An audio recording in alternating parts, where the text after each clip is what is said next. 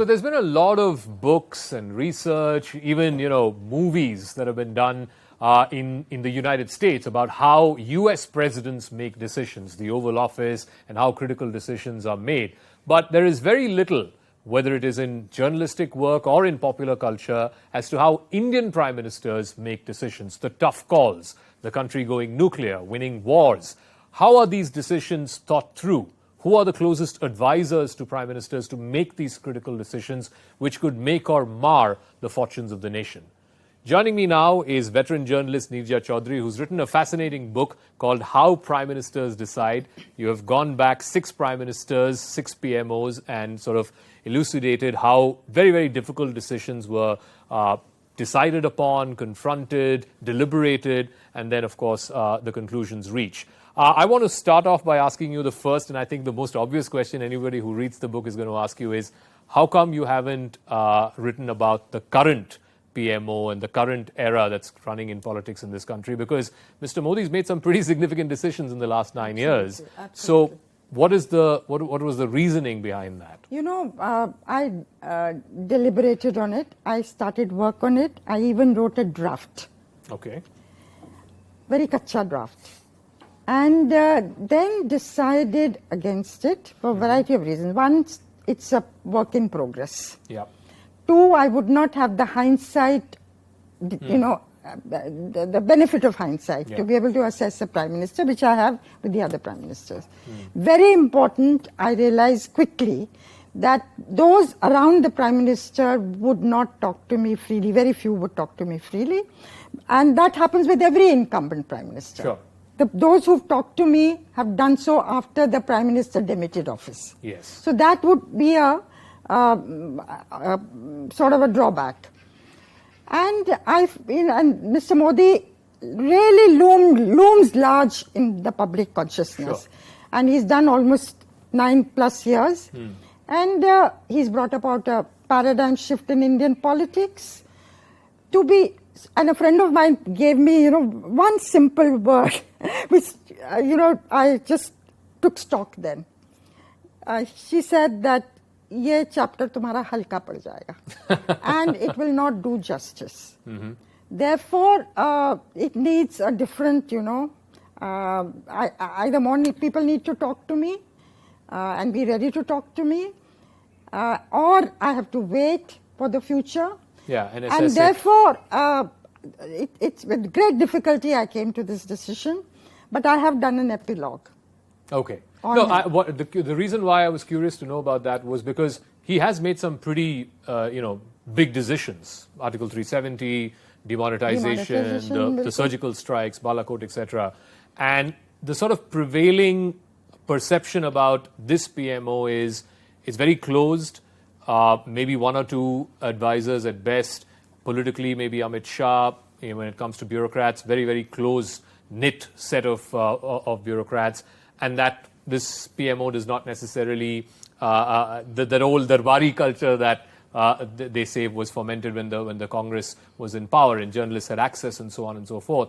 Was that one of the constraints as to why you didn't write? Because your book would have sold more had you written about the current Absolutely. I still hope, that little epilogue will interest people. And I start off the epilogue by quoting Dr. Karan Singh. Okay. Who said that what I'm saying to you, the Prime Minister may not admit, but he's compared normally to Indira Gandhi, but he should be compared to Jawaharlal Nehru. And that he would like to be remembered, even though he would not admit it, and to surpass Nehru. And then, why so? What are the comparisons? What are the differences? I just touch upon it. Okay. So, isn't that counterintuitive? Because obviously over the last 9 years, the one historical figure they have attacked most, I would presume, is Nehru, right? Therefore, Karan Singh's remarks, who've seen every prime minister and worked with them, is very interesting. So, a little bit of that I have looked at, you know. But it's not like putting a decision, as you say, 370, demonetization, putting them, they need to be put under the microscope, how this Prime Minister actually took decision. Now, Mr. Narendra Modi has taken a leaf out of the book of several Prime Ministers, but he's entirely different in many other ways. He's continued, as far as Narasimha Rao, he's continued the policy of liberalization. Look at Mandal, brought about by VP Singh, empowering OBCs. Had Mandal not taken place today, the BJP might have continued as a Banya Brahmin party. True. The Prime Minister is an OBC today. Yeah. And going down to most backward, Mahadalit, Pasmanda Muslims. So power is devolving to these groups which have been on the peripheries. Or had Manmohan Singh not done the Indo-US nuclear deal, then the strategic relationship with the US, which the Prime Minister has carried forward, and the recent visit showed that, might not have gone to that extent. But where he's different is he thinks very grand. You know, the one word that you associate with him is bhavya. And I quote him saying to some people who wanted to ask how to do this building or whatever, he said, whatever you do, it has to be bhavya. Whether it's Sardar Patel's statue or the new parliament. Now you can agree, disagree. You know, Madison Square Garden, reaching out to the Indian diaspora in a big, big way. And I also say that once he said to somebody that हमारे देश में काल्पनिक दरिद्रता है. What does that mean? Creative? It means, you know, we don't have the imagination to do, think big and do things big. A poverty of imagination. Not a poverty, but I suppose you can call it that. That we got to think big. Now he can be faulted for not detailing those big ideas enough. Demonetization, wanted to end black money, but then they had to pass 250 orders after that, revising. So there can be criticisms on that. But where, the paradigm shift is, you have where the Congress ruled for that many decades, today it's the BJP in power, and moving towards at least a Hindu Rashtra. So that paradigm shift of what he represents and the core agenda of the RSS BJP that he is implementing.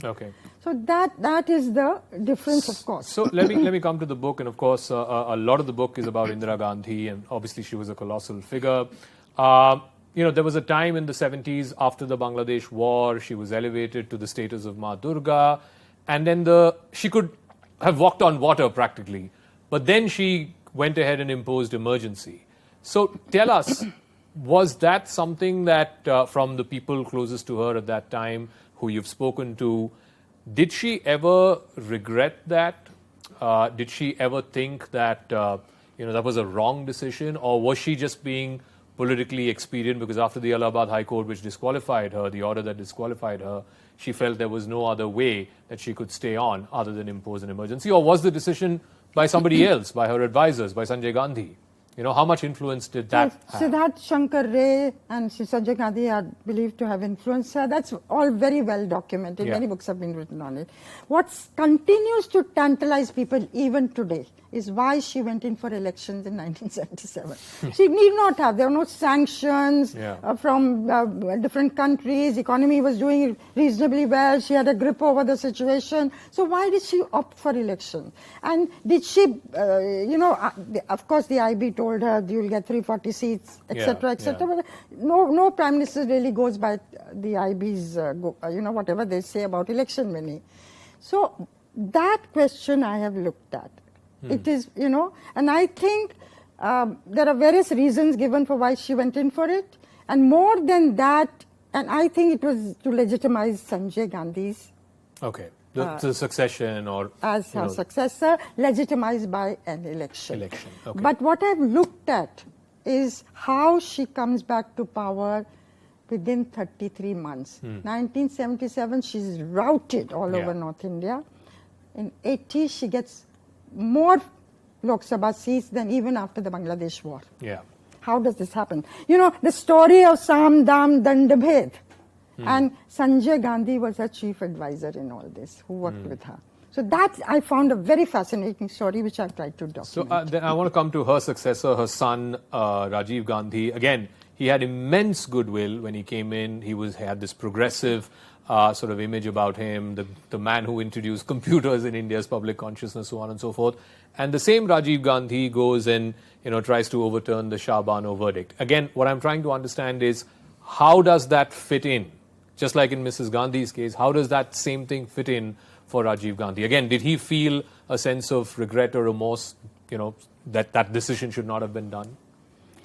I don't know the answer. The Shah Banu, how he dealt, you're right. He burst on the Indian scene. He was seen as he brought a bit of fresh air to Indian politics and set about, doing new things.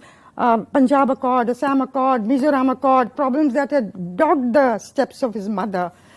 Anti-defection law, lowering the voting age to 18, and technology missions that he set up. So he was futuristic, wanted to take India into the 21st century, but what bogged down his premiership was what the response to the Shah Banu. Of course, there was Bofors that came later. But Shah Banu and his response to undo, it was to give maintenance to a old Muslim woman. And the maintenance given by the lower court was 25 rupiah. Yeah. And of course, then became 179 rupees. But that apart, the Muslim community was up in arms. Yeah. And to placate them, he brought in the Muslim Women Bill to undo the Shah Banu judgment. And then the Hindus were up in arms. So to placate them, he opened the law. He got the locks at the Ram Janmabhoomi and Babri Masjid disputed structure open for Hindus to offer worship directly. Earlier there was a grill. And he got the support of neither. He fell between two stools, and from 414 seats, he came down to 197. Yeah. So, politically naive, and somebody sincere, well-meaning, but did not understand the hold of caste and community on the Indian psyche. Sure. So I would say that was Rajiv Gandhi. So the next era, and I think it's a continuum because it's all interlinked. There was Narasimha Rao in 91, the big financial crisis, India's decision to liberalize, Manmohan Singh as finance minister. Then you come to the late 90s where Vajpayee is prime minister, the decision to go nuclear, again a very, very big decision. And then, of course, it continued in the Manmohan Singh era where you had this Indo-US nuclear deal and India really sort of coming off on its own in the world stage, as it were. How do you see those, 20 years? 25 years of coalition politics. Yeah, 25 years. How did prime ministers navigate that? It's very interesting, the coalition era. Of course, there are what you call the khichdi governments, the pulls and pressures of smaller parties, regional parties. Mr. Vajpayee was within the first month of premiership. People said, what's happened to his smile? The famous Vajpayee smile. So all that was difficult. And yet major decisions were taken. Okay. Even Narasimha Rao's government was a minority government. Correct. And then he broke parties and made it into a majority government. And of course, the Babri Masjid demolition, which even Rajiv Gandhi's decisions, which spawned the politics of the next 3 decades and led to the rise of the BJP. Yeah. So, or Manmohan Singh, you see. Manmohan Singh, who was considered a very weak prime minister. Sonia Gandhi was half prime minister, looking after the political side. He was supposed to look after the administrative side. But on Indo-US nuclear deal, you saw a killer instinct in Dr. Manmohan Singh. He saw it through. Wahan bhi saam dam dand bhed. He broke the wind away the Samajwadi Party, got the support of Amar Singh, others, in Delhi, Washington. Left withdrew its support to his government, but he still managed a majority, and this was really masterminded by Dr. Manmohan Singh. And which, of course, one other thing that made it possible was the rare chemistry between him and George Bush, US President. Sure. Without it, this would not have happened. All right, so I come back to my final question, and this is where I started. And because you've said Samdam Dandabhed a couple of times, I guess nobody in the modern era epitomizes that as much as Mr. Modi does, right? Especially when it comes to winning elections, whether it is state elections. I mean, as they say, from panchayat to parliament, the BJP seems to have a grip like no party has had, perhaps since the 1970s. How will this era and the decisions he has taken, how will it be remembered? Has the country's politics changed? Yes, the country's politics has changed. You have a completely new breed of people. Apart from the opposition is criticizing, one very significant part is the minorities feeling insecure. Now, what the government and this party can do to reassure them is one part of the story. The other thing is the opposition is criticizing them for the attack on the democratic institutions. Yeah. Otherwise, the kind of, as I say, the hunger for power, the killer instinct that the BJP has shown, 24/7 politicians. Yeah. I give this example often. 2013, Amit Shah is sent to look after UP. Correct. In July, BJP has 10 Lok Sabha seats. Yeah. In 11 months, the BJP has 71 Lok Sabha seats. Yeah. And I know Congress leaders since, the early part of the century, 2002, you met them, they would say what to do about UP. How do we revive in UP? And that is still what they're saying, how to revive in UP. Yeah. So this, and to build a machinery that's the largest in the world, an election machinery, as I say, you can fault them on many, many things, and one criticizes them. But you've got to give it to them the hard work, the single-minded pursuit that they have shown about power, about elections, about using technology, the latest things available, communication skills, the new media. Yeah. So that there you have to give it to them. All right. Neerja Chowdhury, as always, fascinating speaking with you. Thank you very much. And good luck on this new book. Thank you.